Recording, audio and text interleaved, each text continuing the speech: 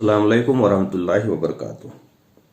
جس بات کا ڈر تھا وہی بات سامنے آ گئی، اور اسی بات سے ڈرایا بھی جا رہا تھا کہ بھائی دیکھو برما اور یا اسپین کا حالت ہو جائیں گے، لیکن مسلمان ہیں کہ وہ سننے کا یا سمجھنے کا نام ہی نہیں لیتے۔ میں تھوڑی سی اپنے بارے میں بتانا چاہتا ہوں کہ میں ایک ملٹی نیشنل کمپنی، ایک بہت بڑی کمپنی جس میں جنرل مینیجر تھا، اور مجھے جس چیز نے توڑا، جس چیز نے مجھے سوچنے پہ یا نوکری چھوڑنے پہ مجبور کیا، وہ تھے برما کے حالات۔ جب میں آفس پہنچتا تھا تو اپنے عادت کے مطابق تھوڑی دیر کے لیے 5-10 منٹ کے لیے نیوز دیکھتا تھا، اور اس میں برما کے جب نیوز آتے تھے تو ایسی تکلیف ہوتی تھی، ایسی بے چینی ہوتی تھی کہ بھائی انسان اس لیول پہ کیسے جا سکتا ہے کہ ایک انسان کو، خاص کر کے چھوٹے بچے کو، عورتوں کو، بوڑھوں کو ایسے بے رحمی سے قتل کرنا، جلانا، ان کو مارنا، یہ انسانیت مطلب انسان کے ذہن میں نہ اترنے والی بات ہے۔ دیکھیں، ایک جنگ ہوتی ہے، لڑائی ہوتی ہے تو دو فوجیں لڑتے ہیں، دو برابر کی لڑائی لڑتے ہیں، اور اس میں کسی کی جیت ہوتی ہے، کسی کی ہار ہوتی ہے، لیکن اس میں بھی اسلام کے بھی جتنے بھی آپ جو جنگ کے قانون ہیں اسے پڑھیں گے کہ آپ بچوں پہ، عورتوں پہ، مظلوموں پہ، بے قصوروں پہ، سٹیزن پہ آپ ظلم نہیں کر سکتے ہیں، یا ان کا جو ہے ان کے اوپر آپ ان کو قتل نہیں کر سکتے نہ۔ لیکن جب برما کے حالات ہم نے دیکھا تو وہ اتنے خطرناک تھے، اتنے خطرناک تھے کہ صبح کی نیوز دیکھنے کے بعد انسان دن بھر جو ہے وہ کھانا بھی نہیں کھا سکتا تھا۔ تو اس چیز نے مجھے سوچنے پہ مجبور کیا کہ یہ حالات تو ہمارے یہاں بھی آئیں گے، وہ سیم حالات تو ہمارے یہاں بھی بن رہے ہیں۔ جو برما کے حالات تھے، وہ جو ہم نے ریسرچ کیے اور اس برما کے حالات کو جب سمجھنا شروع کیے تو وہ ہو بہو ہمیں وہ دکھ رہا تھا کہ یہ ہو بہو ہندوستان میں ٹرانسفر ہوگا، اور یہ بول رہے تھے کہ ہم اس کو برما بنا دیں گے، اسپین بنا دیں گے۔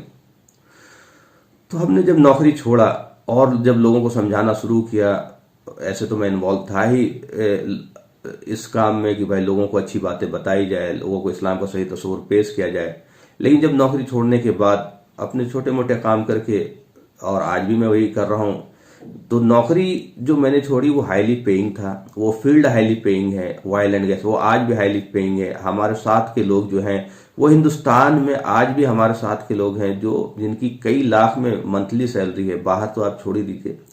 لیکن میں نے یہ سوچ کر کے چھوڑا کہ اگر میں یہ سوچتا ہوں کہ دوسرا کرے گا، تو ہر آدمی تو یہی سوچ رہا ہے، ہر آدمی تکلیف ہے، پریشانی ہے، سوچ رہا ہے کہ دنیا میں یہ ہو رہا ہے، غلط ہو رہے ہیں، یہ ہونا چاہیے، وہ ہونا چاہیے، ٹیبل ٹاک کر رہا ہے، ڈسکشن کر رہا ہے، ایلیٹ کلاس، پروفیشنل کلاس، ان کو بھی تکلیف ہو رہی ہے، ڈسکشن کر رہی ہے، لیکن وہ پین نہیں لینا چاہتا۔ ہر آدمی سوچتا ہے کوئی دوسرا کرے۔ تو یہ سب سے بڑی پریشانی ہے کہ جب ہم سوچتے ہیں کہ دوسرا کرے تو دوسرا بھی یہی سوچ رہا ہے دوسرا کرے۔ تو ہم نے نوکری چھوڑا، اور اس کے بعد جب اس لائن لوگوں کو بتانا شروع کیا، تو کئی مسجدوں میں جب ہم نے بیان کیا تو اکثر مسجدوں میں ہم نے لوگوں کو وارن کیا برما کے بارے میں، اسپین کے بارے میں، تو لوگ مذاق اڑاتے تھے۔ کئی بار لوگوں نے کہا کہ یہ فالتو کی باتیں آپ کر رہے ہیں، ہر بار آپ ڈراتے لوگوں کو، ڈرانا نہیں چاہیے، اچھی اچھی باتیں بولیے، ان سب سے کچھ نہیں ہوتا۔ لیکن وہ چیزیں آج ہمارے سامنے آ کر کھڑی ہو گئی۔ ہمیں معلوم ہے کہ رسول اللہ صلی اللہ علیہ وسلم کو نذیر بھی بتایا گیا، بشیر بھی بتایا گیا، ڈرانے والا بھی بتایا گیا، خوشخبری دینے والا بتایا۔ ڈرانا اس لیے ضروری ہے کہ تاکہ آپ کو حالات سے آگاہ کیا جا سکے، آپ کو صحیح تصور دی جا سکے کہ کیا پرابلم ہو سکتی ہے۔ اگر آپ کو جہنم کی آگ سے نہیں ڈرایا جائے گا جو حقیقت ہے، تو آپ وہ کام کرو گے ہی نہیں۔ اگر آپ کو نہیں بتایا جائے یا یقین ختم کر دیا جائے، یہی تو ہوا دوسری قوموں کے ساتھ کہ ان کو بھی دوزخ اور جنت کا اور قیامت کے دن کا گیان ان کے کتابوں میں موجود ہے۔ لوگوں نے بھلا دیا کہ نہیں اچھی بات کرو، موت کی بات مت کرو، مرتیو کے بعد حساب کی بات مت کرو، دوزخ کی بات مت کرو، عذاب کی بات مت کرو، اچھی اچھی باتیں کرو، اور لوگوں نے پھر اسے بھلا دیا۔ اور جب بھول گئے، اللہ کا حساب کا، قیامت کے دن کا خوف ختم ہو گیا، لوگ دین سے بھٹک گئے، اور اسی لیے پھر دوسرے نبی آئے، تیسرے نبی آئے، پھر آخری نبی حضرت محمد صلی اللہ علیہ وسلم آئے۔ تو ہم اس حالت میں کیوں پہنچے، یہ سب سے بڑا سوال ہے۔ اکثر ہم دوسروں کو کے اوپر ڈال دیتے ساری باتیں کہ یہ اس نے کیا ہے، یہ اس نے کیا۔ یہ بھائی یہ ہماری اپنی حالات کے لیے ہم خود ذمہ دار ہیں، اور ذمہ داری کی وجہ ہے کہ ہم نے قرآن چھوڑ دیا ہے۔ قرآن کو پڑھنے کے لیے ہدایت کے لیے قرآن ہے، تو ہم قرآن سے ہدایت نہیں لیتے، ہم قرآن سے ڈائریکشن نہیں لیتے، ہم قرآن سے انسٹرکشن نہیں لیتے، ہم قرآن سے گائیڈنس نہیں لیتے۔ قرآن ہمارے سینٹر میں ہے ہی نہیں، ہم نے اپنا دین ڈیزائن کیا ہوا ہے، اپنا دین ڈیزائن کیا ہوا ہے، اور اس سے نہ ہم تھوڑا سا دائیں ہٹیں گے نہ بائیں ہٹیں گے، ایک گھوڑے والا پٹا لگا رکھا ہے اور بس دوڑ رہے ہیں۔ اور جو جس مسلک سے جڑا ہوا ہے، اس مسلک کے بزرگ، اس مسلک کے علماء، اس مسلک کے جو بھی سروا ہیں، اگر وہ کچھ بولیں گے تب تو وہ سنیں گے، ورنہ آپ چاہے لاکھ قرآن کی دلیل دے دیں، حدیث کی دلیل دے دیں، تو ان کا سیدھا اعتراض ہوگا کہ ہمارے بزرگوں کو، ہمارے بڑوں کو سمجھ ہی میں نہیں آیا، آپ ہی کو سمجھ میں آیا۔ بھائی اگر آپ کے بزرگ قرآن سے نہیں بتا رہے ہیں تو اس میں ہماری غلطی تھوڑی ہے، اور آپ اگر خود قرآن نہیں دیکھ رہے ہیں تو یہ آپ کی غلطی ہے۔ آپ دیکھیے کہ اللہ کے رسول نے کیا بتایا، قرآن میں کیا بتایا گیا کہ کیوں عذاب آتے ہیں، عذاب آنے کی وجہ کیا ہے، اور پھر اس عذاب میں اللہ کن کو بچاتا ہے۔ تو یہ ساری چیزیں اللہ نے کھول کر کے بیان کر دی، کھول کر کے بیان کی ہے۔ لیکن امت جو ہے وہ آسانیاں چاہتی ہے، وہ پین نہیں لینا چاہتی، اور آسانیاں اس قدر پیدا کر دیا ہے لوگوں نے کہ سب نے جنت کی گارنٹی دے دی۔ ایک نے کہا کہ یہ کشتی نوح ہے، اس جماعت میں شامل ہو جا، جنت گارنٹی۔ ایک نے کہا کہ ہم عاشق رسول ہیں اور تم ہمارے ساتھ شامل ہو جا، کسی کا بھی ہم صلہ پکڑ لیں گے، جنت گارنٹی۔ ایک نے کہا کہ بس ہمارے علاوہ کسی اور کوئی فرقہ ہی نہیں ہے، ہم ہی 73واں فرقہ ہے، ہمیں ہی نماز سمجھ میں آیا، ہمیں ہی دین سمجھ میں آیا، ہمارے ساتھ شامل ہو جائے، جنت پکی۔ تو جب آپ کسی کو گارنٹی دے دیں گے جنت کا تو وہ کیوں پین لے گا، کیوں کوشش کرے گا، کیوں سمجھنے کی کوشش کرے گا؟ تو یہ امت کو آج اس حال میں جو لا کر کے پہنچا دیا ہے، اس کے لیے ذمہ دار یہ ہمارے مسلک ہیں، اور یہ وہ لوگ ہیں جو مسلک کو پروموٹ کر رہے ہیں۔ یہ دین کو یا اسلام کو پروموٹ نہیں کر رہے، یہ اپنے مسلک کو پروموٹ کر رہے ہیں۔ ان کے یہاں اس سے ہٹ کر کے، لیگ سے ہٹ کر کے کوئی بات ہی نہیں ہوگی۔ آپ چاہے کسی مسلک کے تین میجر مسلک میں بٹے ہوئے ہیں ہمارے یہاں، آپ ایک جگہ چلے جائیں تو وہاں خاص مزاج کی بات ہوگی، خاص طریقے کی بات ہوگی، آپ دیکھتے ہی ہر چیز آپ کو سمجھ میں آ جائے گا کہ یہ خاص ڈیزائن ہے۔ آپ دوسرے مسلک کے مسجد میں چلے جائیں، ان کی باتیں سنیں، وہاں پہ خاص چیزیں پر آپ کو، تیسرے مسلک میں چلے جائیں، وہاں کہیں کوئی فرق، کہیں سینٹر میں قرآن ہے ہی نہیں، قرآن سیکھنے سکھانے کے نظم ہے ہی نہیں، اور کہیں پہ زیادہ خرابی ہے، کہیں پہ کم خرابی ہے تو ہو سکتا ہے، لیکن سب ہیں کنویں میں ہی، سطح پہ کوئی نہیں ہے۔ کنویں میں ہونے کا مطلب کیا ہے؟ آپ سطح پہ آئیں گے کب؟ سطح پہ آئیں گے تب جب آپ کہیں گے اپنے آپ کو مسلمان۔ آپ اپنے اوپر سے یہ ٹیگ، یہ مسلک کا ٹیگ جو ہے یہ اتار دیجئے، یہ مسلک کا چشمہ اتار دیجئے اگر آپ ہندوستان میں بچنا چاہتے ہیں۔ آپ چاہتے ہیں کہ اگر ہندوستان، اللہ تعالیٰ ہمارے ساتھ صلہ رحمی کا معاملہ کرے، تو آپ ٹیگ اتار کر کے، اللہ تعالیٰ جو کہتا ہے وَسَمَّاكُمُ الْمُسْلِمِينَ مِنْ قَبْلُ وَفِي هَذَا، آپ مسلمان، ہم سب مسلمان ہو جائیں۔ اسی نے ہمارا نام مسلمان رکھا، پہلے بھی اور آج بھی۔ ہم مسلمان ہو جائے اور ہمارا گائیڈنس قرآن و سنت ہو جائے، اور ہم قرآن کی روشنی میں، ہمارے چاہے جو بھی علماء ہوں، آپ چاہے جس مسجد میں نماز پڑھتے ہوں، آپ اپنے علماء سے کہیں کہ آپ قرآن کی روشنی میں ہمیں بتاؤ کہ ہماری یہ حالت کیوں ہوئی۔ آپ قرآن کی روشنی میں بتاؤ کہ عذاب ہمارے اوپر آتا ہے، یہ عذاب ہے یا نہیں ہے، عذاب کی شکلیں کیا ہوتی ہے، عذاب کیوں آتا ہے، عذاب کس پہ آتا ہے، اور عذاب میں کون لوگ بچ سکتے ہیں، کس پہ اللہ کی رحم ہوتی ہے۔ دیکھیے یہ کائنات اللہ چلا رہا، اللہ کے علاوہ دنیا میں کسی کی کوئی مجال نہیں، کسی کی کوئی طاقت نہیں۔ قرآن میں آتا ہے بسم اللہ الرحمن الرحیم وَإِن يَمْسَسْكَ اللَّهُ بِضُرٍّ فَلَا كَاشِفَ لَهُ إِلَّا هُوَ وَإِن يُرِدْكَ بِخَيْرٍ فَلَا رَادَّ لِفَضْلِهِ يُصِيبُ بِهِ مَن يَشَاءُ مِنْ عِبَادِهِ۔ اگر اللہ تعالیٰ کسی کو تکلیف میں ڈالنا چاہے تو دنیا کی کوئی طاقت ایسی نہیں جو اس تکلیف کو ہٹا دے سوائے اللہ کے، اور اگر اللہ تعالیٰ کسی کے ساتھ خیر کا معاملہ کرنا چاہے تو دنیا کی کوئی طاقت نہیں جو اس سے خیر سے روک دے۔ تو یہ کائنات اللہ کی مرضی سے چل رہی ہے۔ تو اب آپ کو اس سندرب میں یہ سوچنا ہے کہ یہ برما کیا اللہ کی مرضی کے بغیر ہوا؟ اگر یہ سوچتے ہیں تو ایمان سے خارج ہو جائیں گے۔ کیا یہ اسپین اللہ کی مرضی کے بغیر ہوا؟ اگر یہ سوچتے ہیں تو ایمان سے خارج ہو جائیں گے۔ کیا تاتاریوں نے 1 کروڑ مسلمان کو قتل کیا تھا اللہ کی مرضی کے بغیر؟ یہ سوچتے ہیں تو ایمان سے خارج ہو جائیں گے۔ اور اگر اللہ نے کی مرضی شامل ہے تو پھر اللہ، بڑی خطرناک بات ہے کہ اللہ کی مرضی کیوں شامل ہے۔ اللہ ہمارے اوپر ہی کیوں مصیبت لاتا ہے؟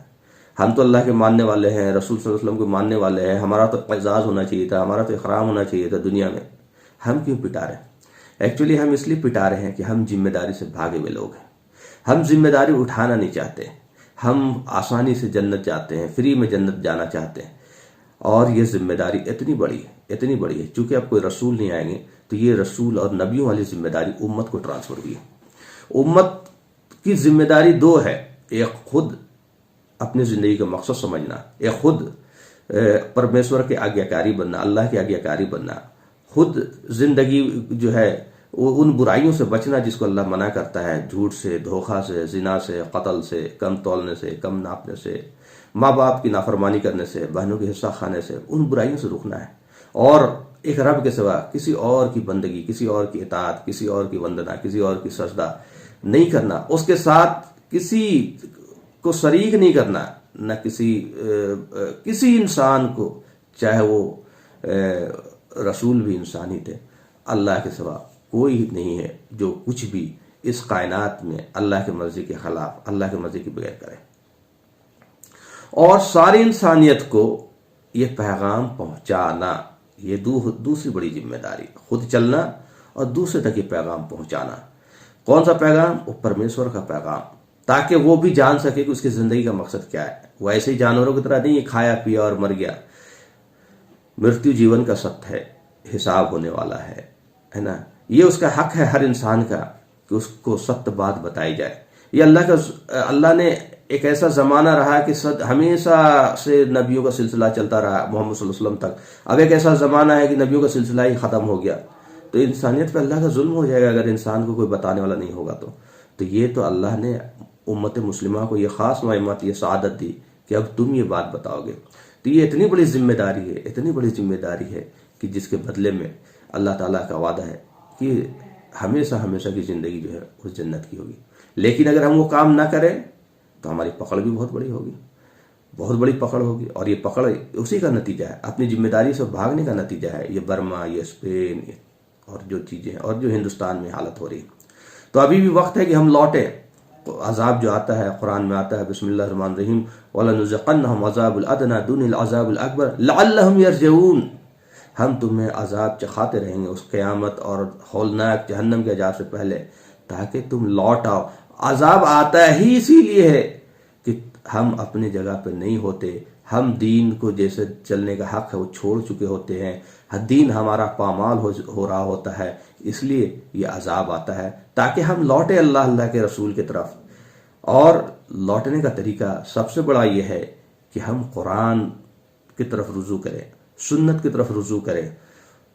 صحابہ رضی اللہ تعالیٰ عنہ کا جو دور تھا وہ سب سے بہترین دور تھا، اور اس کے بعد کا دور وہ سارے دور میں وہ دین کے لیول سے خرابی آتے جائے گی۔ ہمیں لوٹنا ہے ان صحابہ رضی اللہ تعالیٰ عنہ کے طریقے پہ، اس دور کی طرف لوٹنا ہے۔ صحابہ رضی اللہ تعالیٰ عنہ کا کوئی مسلک نہیں تھا، وہ دیوبندی، بریلوی، اہل حدیث اور شیعہ اور سنی اور نہیں تھے، وہ مسلمان تھے، اور وہ اطاعت کرتے تھے اللہ کے رسول۔ آپ نماز ہاتھ اٹھا کے پڑھے یا نیچے پڑھے وہ ایک سنت کا معاملہ ہے، لیکن اگر آپ اپنی زندگی کا مقصد ہی بھول گئے، آپ اپنا آبجیکٹو ہی بھول گئے، تو آپ ہمیشہ کے لیے سچویشن جو ہے دنیا میں بھی خراب ہو جائے گی مسلمانوں کی، اور آخرت میں بھی خراب ہو جائے گی، اور ہو رہی ہے۔ تو ہمیں زندگی کا مقصد ہی بھلا دیا گیا ہے۔ ہم نے نماز، روزہ، حج، زکوٰۃ کو دین سمجھ لیا۔ یہ نماز، روزہ، حج، زکوٰۃ جو ہے دین نہیں ہے، یہ منیمم ہے ٹو کوالیفائی ایز اے مسلم۔ دین تو اطیعوا اللہ، اطیعوا الرسول ہے، اطاعت کرنا اس پرمیشور کی، اس رب کی۔ کیسے کریں گے؟ جیسے رسول بتاتے ہیں، ہے نا۔ تو یہ ساری چیزیں قرآن میں لکھی ہوئی ہیں، اور یہ چیزیں سمجھ میں ہی تب آئے گی جب قرآن کی طرف لوٹیں گے، سنت کی طرف لوٹیں گے، سیرت کی طرف لوٹیں گے۔ اگر ہم دوسری کتابوں کو ترجیح دیتے رہیں گے قرآن کے اوپر، چاہے کسی بھی انسان کی کتاب ہو، تو وہ تیسرے نمبر پہ ہی رہے گی، وہ پہلے نمبر کو ریپلیس نہیں کرے گی۔ تو قرآن کے اوپر ہم چاہے کسی بھی انسان کی کتاب کو ترجیح دے دیں، ہمیں کبھی بھی دین سمجھ میں نہیں آئے گا، ہمیں اپنی زندگی کا مقصد سمجھ میں نہیں آئے گا۔ اور جب ہم مقصد میں فیل ہو جائیں گے، تو جب انسان مقصد میں فیل ہو جاتا ہے تو وہ ویسٹ پروڈکٹ ہو جاتا ہے، کوئی بھی چیز اپنے مقصد میں فیل ہو جائے، یہاں یہ لائٹ لگی ہوئی ہے اور یہ جلنا بند کر دے، لائٹ روشنی دینا بند کر دے، تو ہم کیا کریں گے؟ چاہے کتنا بھی قیمتی ہو، یہ ویسٹ ہو گیا، بیکار ہو گیا، چونکہ یہ اپنے مقصد میں فیل ہو گیا، اسے ہٹا دیں گے، اب دوسرا بلب آئے گا، ہے نا؟ تو انسان کا بھی مقصد ہے وَمَا خَلَقْتُ الْجِنَّ وَالْإِنسَ إِلَّا لِيَعْبُدُونِ، ہم نے نہیں پیدا کیا جنات و انسان کو مگر اپنی بندگی کے لیے، اطاعت کے لیے، اس پرمیشور کی فرمانبرداری کے لیے، اس رب کی فرمانبرداری کے لیے۔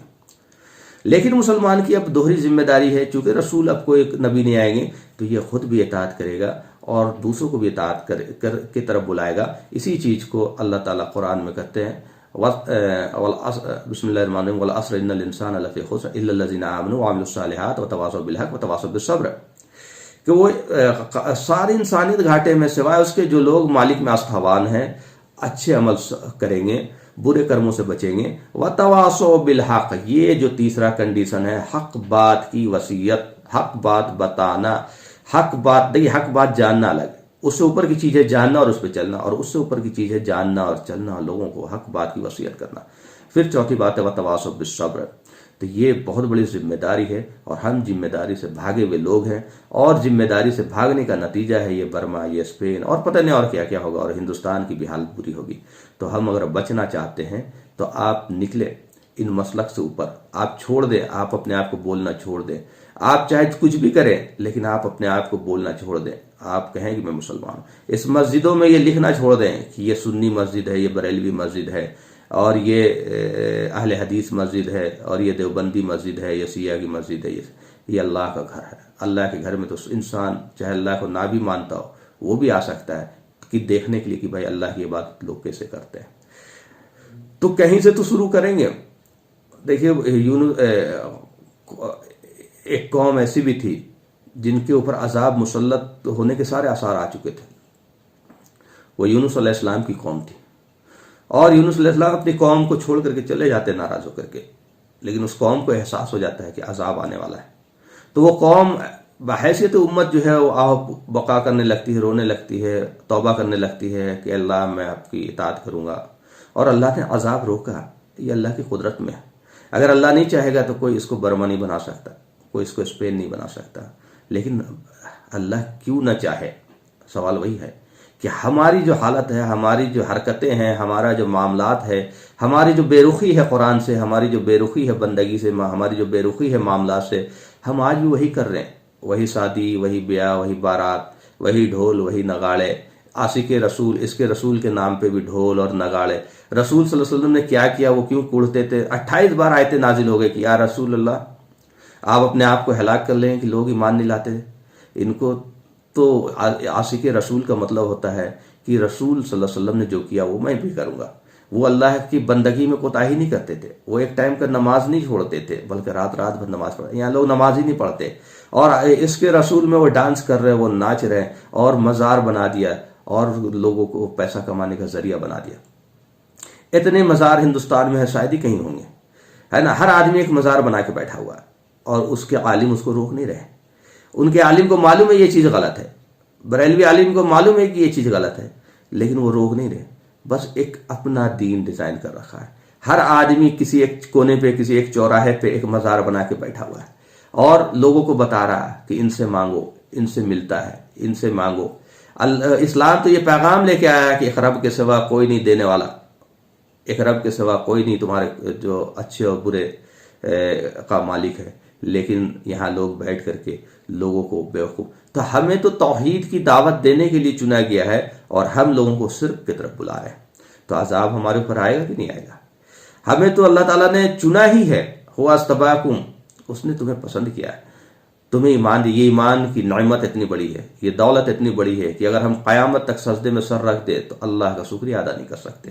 اس کا اصل اہمیت قیامت کے دن پتہ چلے گا، لیکن ہماری حالت تو ایسی ہے کہ ہم اس کی کوئی ویلیو، کوئی قدر کرنا ہی نہیں چاہتے۔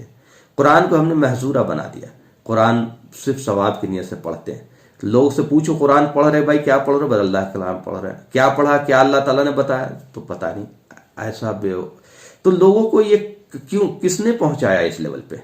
دیکھیے ایک اسکول میں اگر 100 بچے ہیں اور 10th کا ایگزام دے رہے ہیں، تو 100 بچے میں اگر 99 بچے پاس کر جاتے ہیں اور 5 فیل کرتے ہیں، تو اس کا مطلب اسکول میں اچھی پڑھائی ہوئی، اچھی تعلیم دی گئی، لوگوں کو صحیح سے سمجھایا گیا، لوگوں کو صحیح سے بچوں پہ محنت کی گئی، اور وہ 5 جو ہے اپنی ناکاری کی وجہ سے، اپنی نااہلی کی وجہ سے، نہ سمجھنے کی وجہ سے فیل ہوئے۔ لیکن اگر 95 فیل ہو جائے اور 5 پاس کرے تو پھر یہ ساری ذمہ داری ٹیچرز کی، مینجمنٹ کی، جو لیڈ کر رہا ہے اس کی ہے کہ اس نے صحیح سے سمجھایا نہیں، اس نے لوگوں کو بتایا نہیں۔ تو آج بحیثیت امت ہم فیل ہو رہے ہیں، یہ بہت بڑی بات ہے کہ آج بحیثیت امت ہم فیل ہو رہے ہیں۔ تو اس کی ذمہ داری کسی کی تو بنے گی، تو اس کی ذمہ داری ان کی بن رہی ہے جو ہمیں لیڈ کر رہے ہیں، جو ہمارے دین کے نام پہ ہمیں لیڈ کر رہے ہیں، جو مسلک کے نام پہ ہمیں لیڈ کر رہے ہیں۔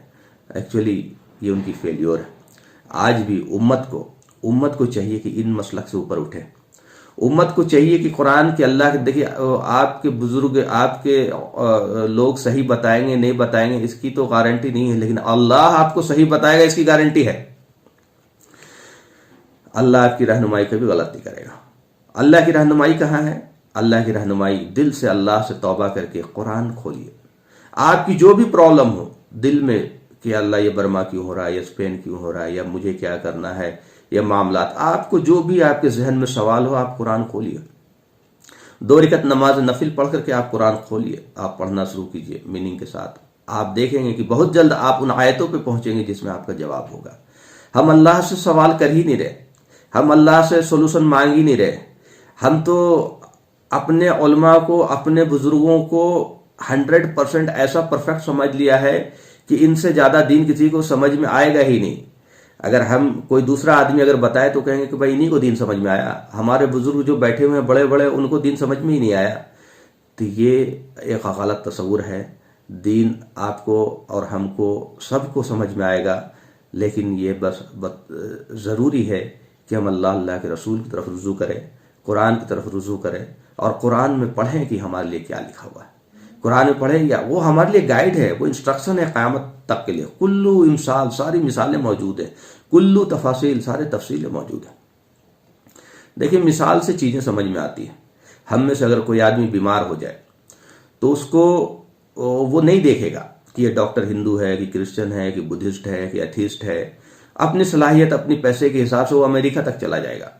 لیکن اگر وہ ڈاکٹر، وہ بہت بڑا ڈاکٹر ہے، آپ کا علاج کرنے سے منع کر دے، کہے کہ بھائی میں تو آپ کا کمیونٹی کا نہیں ہوں، میں تو مسلمان نہیں ہوں، یا تو میں تو ہندو ہوں، میں تو کرسچن ہوں، میں اپنے لوگوں کا علاج کروں گا، آپ کا کیوں کروں؟ اب آپ کا تصور اس ڈاکٹر کے بارے میں کیا ہوگا؟ آپ کہیں گے یہ ظالم ہے، اللہ نے اسے حکمت دیا ہے، اسے علم دیا ہے، یہ انسانوں کی جان بچا سکتا ہے، یہ ہماری جان بچا سکتا ہے، لیکن یہ کہتا ہے کہ میں تو صرف اپنے لوگوں کا علاج کروں گا، آپ کا علاج نہیں کروں گا۔ یہی کام تو میرے بھائی ہم بھی کر رہے ہیں، یہی کام تو مسلمان بھی کر رہا ہے۔ ہم یہ کہہ رہے ہیں کہ میں تمہیں پرمیشور کا گیان نہیں دوں گا، میں تمہیں اللہ کا گیان نہیں دوں گا، میں تمہیں زندگی کا مقصد نہیں بتاؤں گا، تم جہنم میں جاتے ہو تو جاؤ، میں اپنے لوگوں کو ہی جنت میں لے جاؤں گا، میں خود جنت میں جاؤں گا، صرف اپنے لوگوں کو جنت میں جاؤں گا۔ یہ انسانیت پہ ظلم بہت بڑا ہے۔ یہ اللہ دیکھ رہا ہے اس ظلم کو، بھلے ہمیں سمجھ میں نہ آئے لیکن اللہ تو دیکھ رہا ہے کہ یہ میرے ظلم، یہ جو لوگ، ساری مسلمان کے علاوہ جو لوگ ہیں، اس کو کیا کسی اور نے پیدا کیا؟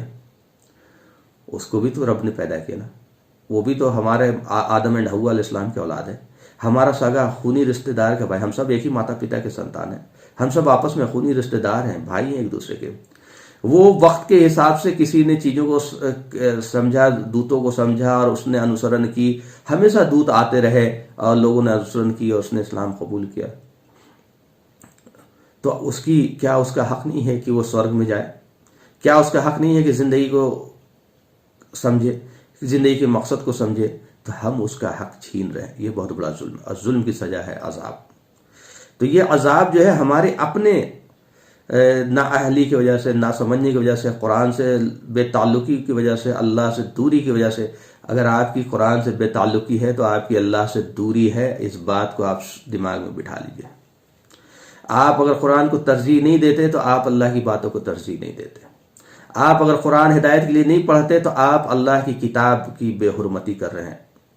اور اللہ تعالیٰ کہتے کہ جو لوگ میری آیتوں کو چھپاتے ہیں، ان الذین یکتمون ما انزلنا من البینات، جو لوگ میری آیتوں کو چھپاتے ہیں ان کے لیے لعنت، لعنت کرنے والوں کی لعنت، اللہ کی لعنت۔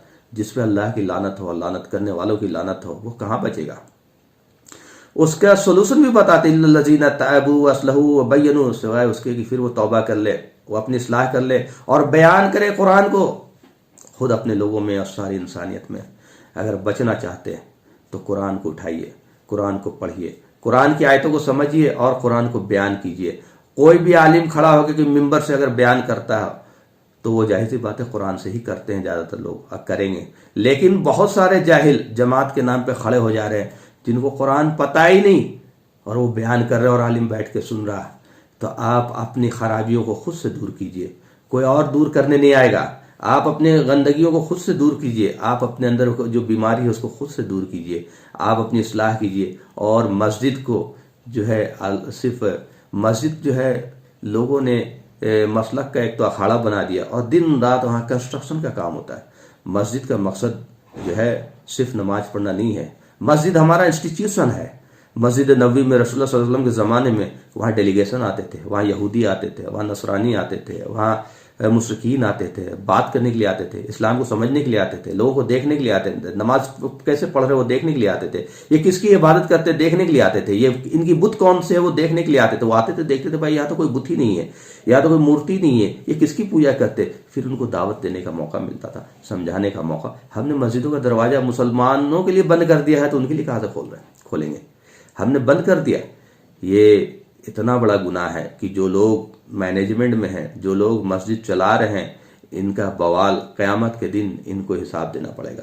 یہ دن رات ٹائلز لگانے میں، ماربل لگانے میں، بلڈنگ بنانے میں، کنسٹرکشن کرنے میں کروڑوں روپیہ خرچ کر رہے ہیں، لیکن جو دین کا مقصد ہے، جو دین پامال ہو رہا، اس پہ کوئی مینجمنٹ کی فکر نہیں۔ میں اپنی بات بخاری کی ایک حدیث سے ختم کروں گا جس میں بہت بڑا عبرت ہے۔ بنی اسرائیل کی ایک قوم پہ اللہ نے بھیجا عذاب کے لیے جبرائیل علیہ السلام کو، اور یہ بیان ہمیشہ یہ حدیث بیان ہوتی ہے۔ جبرائیل علیہ السلام لوٹ کر آتے ہیں، یا اللہ آپ کا بہت ہی عبادت گزار بندہ وہاں بیٹھا ہوا۔ اللہ تعالیٰ کہتے پھر بھی عذاب لے آئی۔ جبرائیل علیہ السلام ڈرتے ڈرتے پھر پوچھتے ہیں اللہ آخر اس بندے کا کیا قصور ہے؟ تو کہتے ہیں کہ دین پامال ہو رہا، دنیا میں ظلم ہو رہا، اندھیرا چھایا ہوا ہے، لوگ اپنی زندگی کو مقصد کو نہیں پہچان رہے ہیں، اسے لوٹنا ہے اپنے رب کے پاس، وہ نہیں جان رہے ہیں کیا حلال ہے کیا حرام ہے، اس کی تمیز ختم ہو رہی ہے، برائی پھیل رہی، اور یہ میری عبادت میں لگا ہوا ہے، یہ سیلفش ہے، اس لیے آجاؤ وہیں سے شروع کرنا ہے، اور زمین وہیں سے پلٹی گئی۔ کتنی بڑی عبرت کی بات ہے کہ ہمارے سامنے دنیا میں ہمارے چاروں طرف برائی پھیل رہی، لوگ جھوٹ بول رہے ہیں، دھوکہ دے رہے ہیں، زنا دے رہے ہیں، خود ہمارے لوگ کر رہے ہیں، دوسرے کو کیا ہمارے لوگ کر رہے ہیں، لیکن ہم نہیں روکتے۔ کیوں؟ یہ برا مان جائے گا، یہ ہمارا بھائی ہے، یہ ہمارا سگا ہے، یہ رشتہ دار ہے، اس کو ہم کہیں گے تو ہمارے تعلق خراب ہو جائیں گے، ہے نا۔ ہم اللہ کی پرواہ نہیں کر رہے، اپنے لوگوں کی پرواہ کر رہے ہیں، رشتہ داری کی پرواہ کر رہے ہیں، اور ہم حق بتا ہی نہیں رہے۔ معاملات پہ بات مسجد میں ہو ہی نہیں رہی، ڈر ڈر کے معاملات بولا جا رہا ہے کہ میرے لوگ ناراض ہو جائیں گے، یہ بھاگ جائیں گے۔ منکرات پہ بات ہی نہیں ہو رہی ہے نا، سود پہ بات ہی نہیں ہو رہی ہے نا۔ شادی میں مولوی صاحب بھی چلے جا رہے ہیں، وہاں دھوم دھڑکے سے شادی ہو رہی ہے، وہاں اس پہ کوئی بات ہی نہیں ہو رہی، وہ روک ہی نہیں رہی۔ شادی میں جو بے حیائی ہو رہی ہے، جتنے اسٹیج میں خرچ ہو رہے ہیں، جتنے ناچ اور گانے ہو رہے ہیں، جتنی ایونٹ مینجمنٹ ہو رہا ہے، وہاں مولوی صاحب بھی جا رہے ہیں، دیندار بھی جا رہے ہیں، وہ سب کھانا کھا رہے ہیں، لیکن کسی کی زبان نہیں کھل رہی کہ اس کو ایک بار بولے کہ یہ چیز غلط ہے۔ تو ہم تو عذاب کے مستحق خود ہو رہے ہیں، اور عذاب سے اگر بچنا چاہتے تو بحیثیت یونس علیہ السلام کی قوم کی طرح ہم سب توبہ کر کے مسلمان ہو جائے۔ دیکھیے یہ پریکٹیکلی پاسبل نہیں کہ ہر آدمی بریلوی ہو جائے، ہر آدمی دیوبندی ہو جائے، ہر آدمی اہل حدیث ہو جائے، اور جبکہ یہ اسی کی کوشش کر رہے ہیں، یہ دین کی، یہ اسلام کی کوشش نہیں کر رہے، لیکن یہ پریکٹیکلی پاسبل ہے کہ ہر آدمی اپنے آپ کو مسلمان کہے اور مسلمان ہو جائے، اور یہی چیز ہمیں کہا گیا، یہی انسٹرکشن ہے قرآن میں بار بار آتا ہے، لا تفرقوا ولا اختلفوا، تفرقہ پیدا مت کرو، اختلاف مت کرو، لیکن ہم تفرقہ کو نعمت سمجھ رہے ہیں، ہم تفرقہ کو برکت سمجھ رہے ہیں، ہم مسلک کو برکت سمجھ، اور ہم اس کو بڑھا رہے ہیں، اس کو پروموٹ کر رہے ہیں۔ آپ یہ حیرت کریں گے کہ قرآن ہمارے سینٹر میں کیوں نہیں؟ وہ قرآن ہمارے سینٹر میں اس لیے نہیں ہے کہ ہر برائی کا، ہر معاملات کا، چاہے وہ دین کی برائی کیوں نہ ہو، اس کا کراس چیک قرآن ہے۔ قرآن کو سینٹر میں رکھتے ہی ان کی اپنی بنیاد ختم ہو جائے گی، اسی لیے یہ نہ قرآن پڑھتے ہیں نہ پڑھنے کو پروموٹ کرتے ہیں، مسجدوں میں قرآن سے بات ہی نہیں کرتے۔ آپ ان سے بولو کہ آپ قرآن کی آیتیں کھول کر کے بیان کرو اگر بیان کرنا ہے، ورنہ کچھ اور بیان مت کرو، قرآن بیان کرو، اور اس کے سپورٹ میں ہمیں حدیث و سنت بیان کرو، تیسری اور کوئی بیان نہیں ہوگی۔ بزرگوں کی بات बुजुर्गों की करामात, भाई वो जो बुजुर्ग चले गए उनका मामला अल्लाह के साथ है, कोई किसी को नफा नहीं देगा, है ना। उनके करामात हमारे लिए कोई होगा।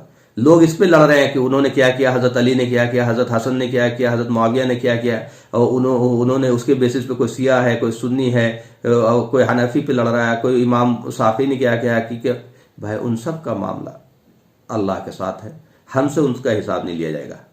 हमसे हजरत अली के रज़ियल्लाहु ताला अन्हु के बारे में नहीं पूछा जाएगा, हमसे हजरत हसन हुसैन रज़ियल्लाहु ताला अन्हु के बारे ताल्लुक से नहीं पूछा जाएगा, हमसे मुआविया रज़ियल्लाहु ताला अन्हु के ताल्लुक से नहीं पूछा जाएगा। हमसे पूछा जाएगा मेरे बारे में, हमसे पूछा जाएगा कि आपको कुरान से इंस्ट्रक्शन दिया गया था, आपको कुरान में ये चीज कहा गया था, आपने क्यों नहीं किया। तब हम क्या जवाब देंगे, हमारे पास क्या जवाब होगा कि हमने कुरान क्यों नहीं पढ़ा। अल्लाह ताला पूछेगा।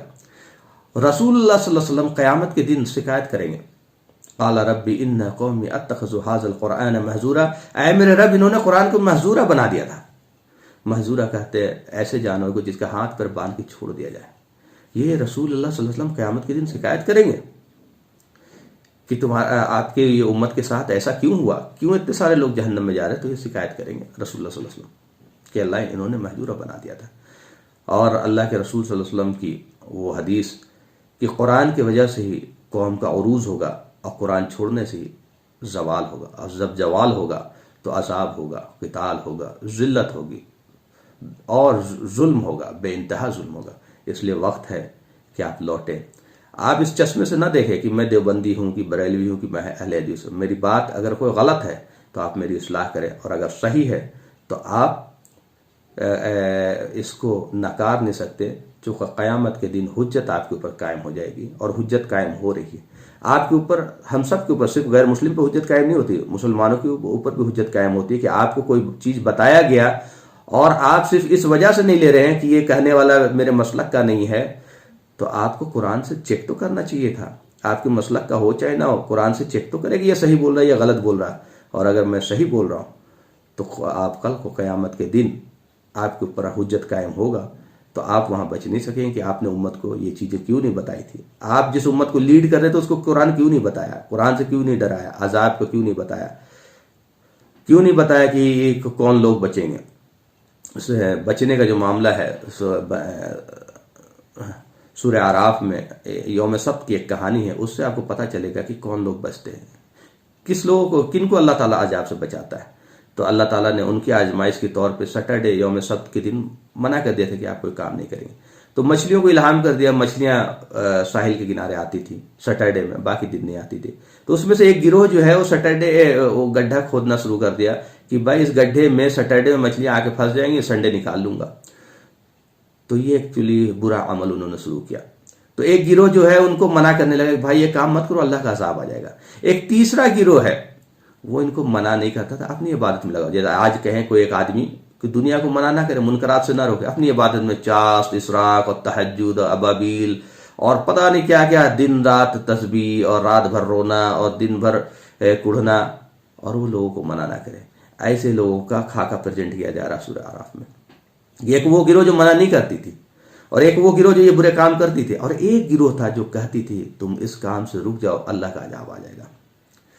तो जो गिरोह मना नहीं करती थी और दिन रात इबादत में लगी रहती थी, वह उन गिरोह से कहती है लिमा तुइज़ून कौमन अल्लाह मुहलिकुहुम व मुअज़्ज़िबुहुम अज़ाबन शदीदा क़ालू मअज़रतन इला रब्बिकुम। वो गिरोह कहता है कि तुम क्यों इनको रोकते हो। जैसे हमें लोग कहते थे कि भाई तुम क्यों इनको जाते हो इस्लाम की दावत देने, अगर ये बुरा काम कर रहे तो अल्लाह इनको अजाब देगा, शदीद हिलाक करेगा। ये सेम बात कुरान में नकल की गई सूरह आराफ में। आप 165 से आगे की आयत देख सकते हैं कि वो कौम जो नहीं रोकती थी मुनकरात से, आज भी कहते बहुत सारे लोग कि भाई क्यों नहीं रोकते, नहीं मारूफात करते करते अपने आप मुनकरात खत्म हो जाएगा। तो भाई अल्लाह को पता ही नहीं था कि अल्लाह तो बता देते। तो वो कौम कहती क्यों रोकते हो, अल्लाह इसको अजाब देगा।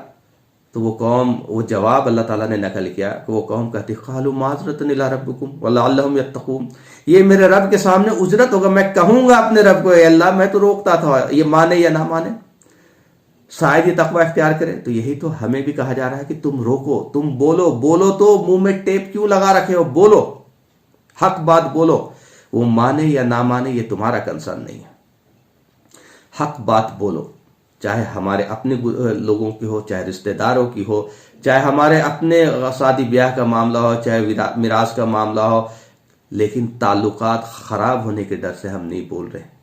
لوگوں سے ہمارے تعلقات، اللہ سے تعلقات خراب ہو جائے کوئی بات نہیں، لوگوں سے تعلقات خراب نہیں ہونا چاہیے. تو یہ عذاب میں اللہ تعالیٰ نے جب ان کو بندر بنا دیا، جب ان کے اوپر عذاب آیا، تو اللہ تعالیٰ نے صرف ان کو نجات دی جو روکتے تھے ان دونوں گروہ کو، جو یہ کام کرتا تھا، جو دونوں کو بندر بنا دیا. یہ سورہ اعراف میں آپ چیک کر سکتے ہیں، اور ڈاکٹر اسرار احمد کی بیان بھی آپ چیک کر سکتے ہیں. تو ہم تو عذاب کے مستحق ہو چکے. اب تو ہمارے ساتھ صرف ایک ہی آپشن ہے کہ ہم توبہ کریں، اللہ کی طرف رجوع کریں، قرآن کی طرف رجوع کرے. اللہ سے رجوع کرنے کے مطلب قرآن کی طرف رجوع کرے. توبہ کرنے کا مطلب ساری برائیوں سے توبہ کرنا، اس کو چھوڑ دیں اور ان مسلک سے اوپر اٹھ جائیں، ورنہ یہ مسلک ہی ہمیں لے ڈوبے گا. ہندوستان میں اگر ذمہ دار ہے مسلمانوں کی حالت کے لیے، تو یہ سب سے پہلا جو ذمہ داری ہے یہ مسلکی فتنہ ہے، جس نے ہمیں اسلام کو صحیح سے سمجھنے ہی نہیں دیا. ہاں کچھ ان کو کامیابی ملی، سب کو کامیابی ملی کچھ، لیکن آپ اگر کمپلیٹ پیکج نہیں لے کے چلیں گے تو الٹیمیٹ کامیابی نہیں ملے گی. جو دکھ رہی ہے آج جو حالت ہے ان کی، چاہے وہ جماعت کی ہے، آپ دو ٹکڑوں میں ہو چکے، اور جو ان سے الگ ہوا ٹکڑا وہ بھی یہی کام کرنا چاہتا، انہیں بھی یہی نہیں سمجھ میں آ رہا ہے. جو جماعت سے الگ ہوا ہے، سورہ کی جماعت، کم سے کم وہ تو سوچے کہ بھائی میں الگ ہوا کہ صرف امیر بننے کے لیے، یا صحیح سے قرآن کے روشنی میں لوگوں کو دعوت و تبلیغ کرنے کے لیے. تو ہمیں محاسبے کی ضرورت ہے. اور یہ بریلوی مسلک کے علماء کو بھی میں چتانا چاہ رہا ہوں کہ آپ روکے اپنے آپ کے لوگوں کو، اور ڈھا دیں ان سارے مزاروں کو جو چھوٹے چھوٹے مزار لے کر کے بیٹھے ہوئے ہیں. مزار اس ہندوستان میں جو دین پھیلا ہے وہ بزرگوں سے پھیلا ہے، لیکن لوگوں نے ان کے جانے کے بعد ان بزرگوں کا مزار بنا کر کے دھندا بنا دیا، پیسے کمانے کے ذریعہ بنا دیا. اور ان اہل حدیث سے بھی گزارش کرتا ہوں کہ آپ اگر سچ میں دین کو سب سے زیادہ سمجھتے ہیں تو لوگوں کی اصلاح کریں. آپ اپنے آپ کو آئسولیٹ نہ کر لیں. آپ اپنی مسجد، اہل حدیث مسجد، اپنا مطلب دین جو ہے، دین آئسولیٹ ہو کر کے چلنے کا نام نہیں، ساری انسانیت کی خیر خواہی کا نام ہے. تو آپ اپنے لوگوں کو کیسے چھوڑ سکتے ہیں؟ ہم نے دین کو صرف رفع دین، آمین بالجہر، اور سورہ فاتحہ، اور داڑھی لمبی ہو، اور ٹخنا سے اوپر پجامہ ہو، اور عاشق رسول ہو، ہرا پگڑی ہو، ہرا ٹوپی ہو، ہرا جھنڈا ہو، اور جلوس جلسہ ہو، اس پہ دین آ کے رک گیا ہے. یہ ہم سب کی ذمہ داری ہے کہ اس سے اوپر نکلے اور اس سے اوپر نکالے. بولنا تو شروع کرے، ہو سکتا آج نہیں تو کل، کل نہیں تو پرسوں، لیکن اللہ کو اگر یہ چیز پسند آ گئی، ہماری توبہ پسند آ گئی، تو اللہ عذاب روک دے گا، ورنہ اس کو برما اور اسپین بنانے سے کوئی نہیں روک سکتا. وآخر دعوانا الحمدللہ رب العالمین.